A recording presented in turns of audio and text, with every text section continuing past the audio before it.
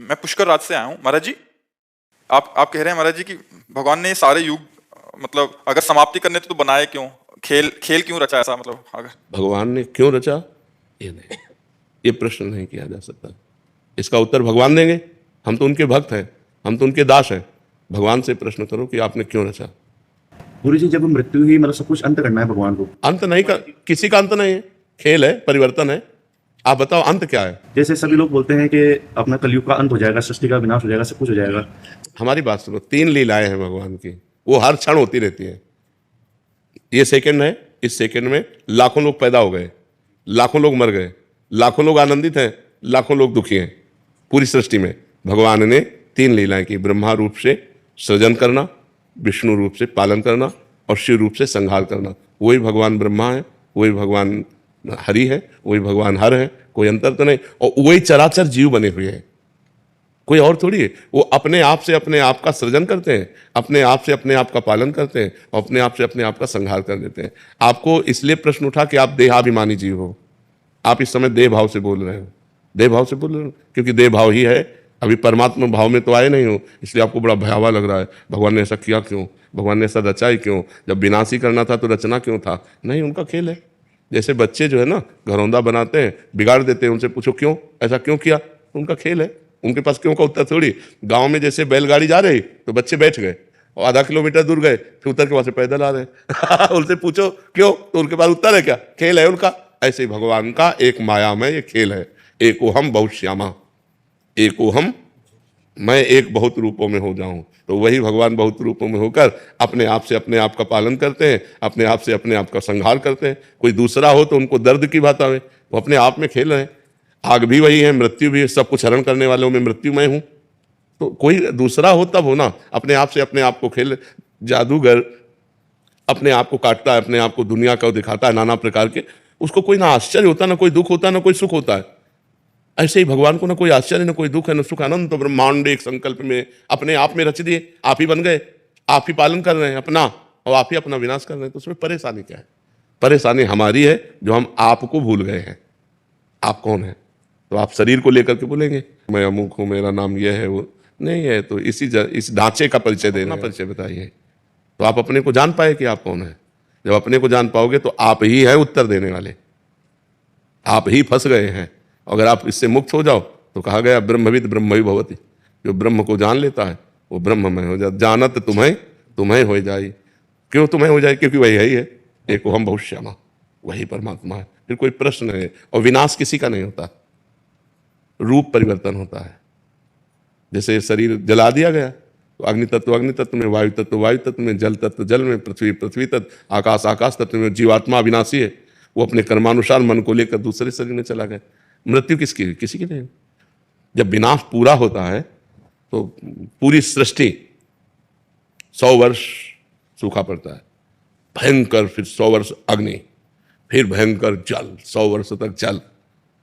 फिर इसके बाद जब प्रबलता बढ़ी, कोई सृष्टि में नहीं रहेगा, तो जल तत्व वायु तत्व में, वायु तत्व अग्नि तत्व में, आकाश तत्व में, ऐसे क्रम से होते हुए आकाश तत्व महातत्व में, महातत्व अहंकार में, ऐसे मूल प्रकृति तक पहुंचकर मूल प्रकृति ब्रह्म में कुछ नहीं नष्ट हुआ, सब अपने अपने स्वरूप में आते हुए चले गए।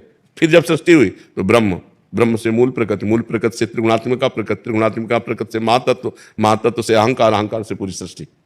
वही फैल गया, वही समिट जाता है। समिट जाना विनाश है, फैल जाना सृष्टि है, और जितने दिन फैल के खेलते हैं वही जीवन है।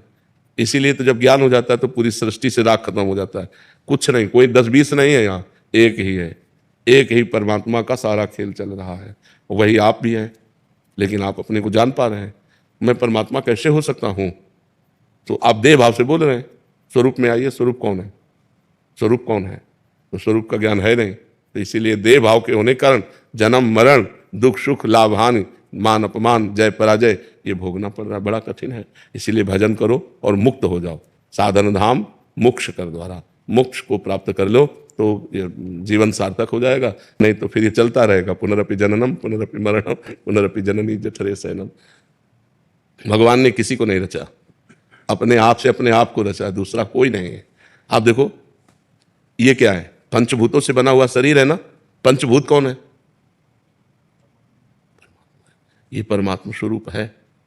परिवर्तनशील है, और एक परमात्मा स्वरूप भगवान की दो प्रकृति है, एक परा एक अपरा। जो शरीर है ये भगवान की एक प्रकृति है, जो स्वरूप है वो आप है। वही जो आप में स्वरूप, वही आप में, वही आप में, वही आप में, वही एक ही है। जैसे करणों के कारण देखने में बिजली कई प्रकार की दिखाई देती है। एक बिजली लाइट दे रही, एक बिजली हवा दे रही, एक बिजली ठंडा कर रही, एक बिजली हीटर में निकल रही। लेकिन क्या बिजली कई प्रकार की है क्या, कि ये बिजली गर्म करेगी, ये बिजली ठंडा करेगी, ये बिजली हवा फेंकेगी, ये बिजली रोटी बनाएगी? बिजली तो कई प्रकार की नहीं है, यंत्र कई प्रकार के हैं, करण कई प्रकार के हैं, उनमें वो पावर वैसे जाकर प्रभावित हो जाता है। ऐसे एक बिजली है। अगर संपूर्ण ब्रह्मांड में पूछी जाए तो बिजली एक है ना, और उसके करण कितने हैं?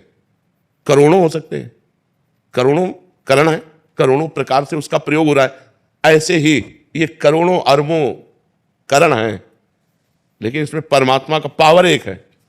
अब करण है दुष्ट स्वभाव का रचा हुआ, अब वो दुष्टता ही करेगा, तो बोले इसमें परमात्मा कैसे हो सकता है? नहीं, परमात्मा ही है, वो करण के प्रभाव से ऐसा बोल रहा है। जैसा जैसा स्वभाव, जैसी जैसी प्रकृति, तो परमात्मा तत्व तो वैसे जाके बर्ताव कर रहा है। तो लगता है ये परमात्मा कैसे हो सकता है, ये परमात्मा कैसे हो सकता है? नहीं, परमात्मा ही है अंदर से, वो अपने को नहीं जान रहा है, और वो उसका स्वभाव है, वो कर्म के अनुसार ऐसी स्थिति को प्राप्त होकर ऐसा बर्ताव कर रहा है। जैसे इसमें भी बिजली है और ये भी बिजली से चल रहा है। बिजली कितनी लघु हो सकती है और बिजली कितनी महान हो सकती है।